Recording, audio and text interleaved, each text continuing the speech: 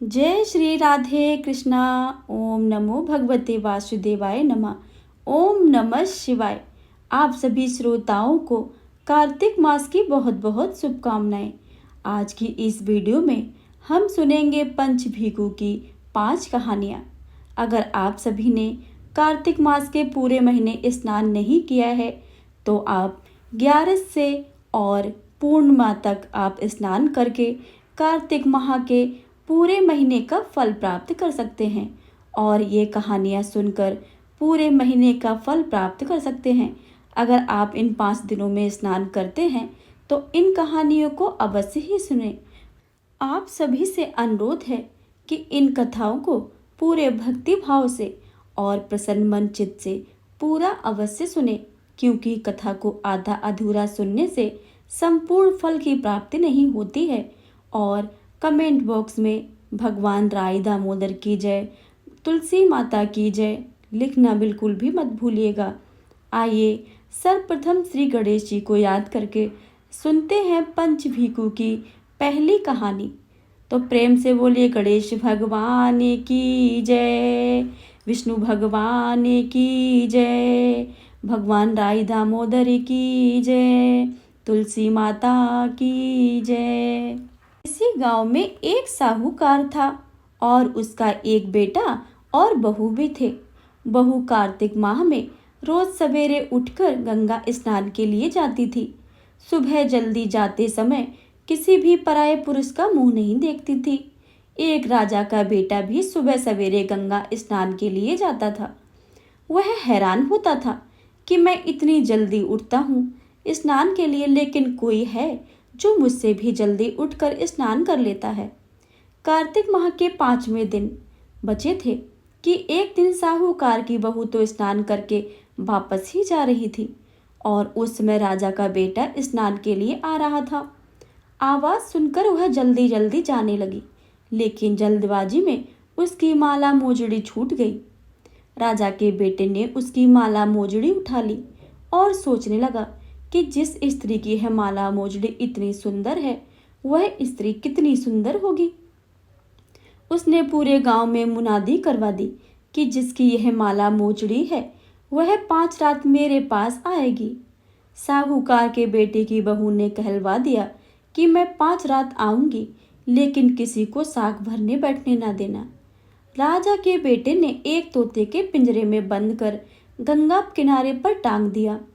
बहू सुबह के समय आई, पहली पीढ़ी पर पैर रखा और बोली, हे कार्तिक के ठाकुर राई दामोदर, 5 पांडव छठे नारायण, भीखम राजा, उस पापी को नींद आ जाए। राजा के बेटे को नींद आ गई। बहू नहा धोकर चलने लगी तो तोते से बोली, सुबह सुबह तेरे गल डालूंगी हीरा, मेरी साग भरियो बीरा। सुबह बोला कि कोई बीरा भी साग भरता है क्या? वह फिर बोली, सुबह सुबह सुबह तेरे पग घालूंगी नेवर, साग भरियो मेरे देवर। सुबह ने कहा, ठीक है भाभी, मैं तेरी साग रखूंगा। वह तो कहकर चली गई। राजा का बेटा बड़ा हड़बड़ा कर उठा और सुबह से पूछा, सुबह सुबह वह आई थी, कैसी थी? सुबह बोला, आभा की सी बिजली, होली की सी झल, केला की सी कामिनी, गुलाब का सा रंग। अगले दिन राजा के बेटे ने सोचा कि आज मैं अपनी उंगली में चीरा लगाऊंगा, जिससे मुझे नींद नहीं आएगी। अगले दिन राजकुमार उंगली चीर कर लेट गया।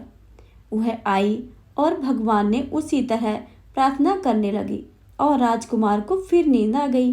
वह स्नान करके फिर वापस चली गई। सुबह राजकुमार ने तोते से फिर पूछा तो उसने सारी बातें दोहरा दी।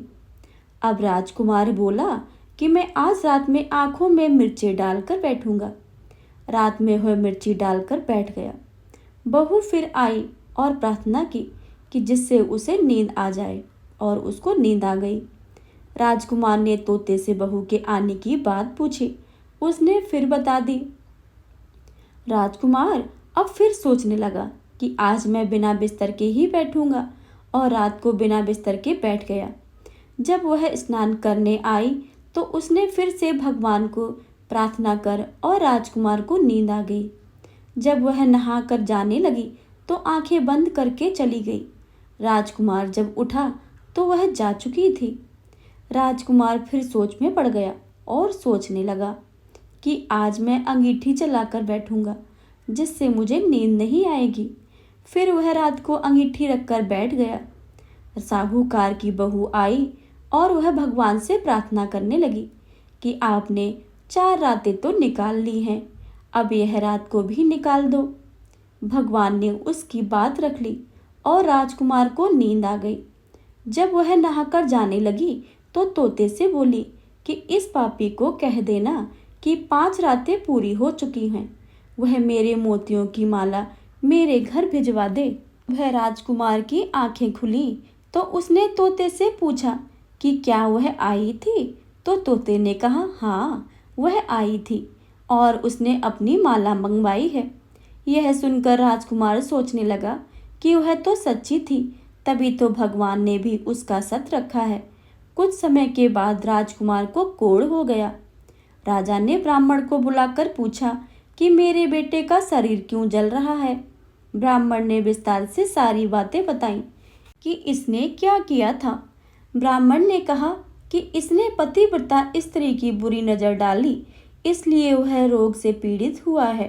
राजा ने इसके ठीक होने का उपाय पूछा तो ब्राह्मण ने कहा कि यह वो साहूकार की बहू को धर्म की बहन बनाए और रोज उसके नहाए हुए जल से यह स्नान करे, तब यह ठीक हो सकता है।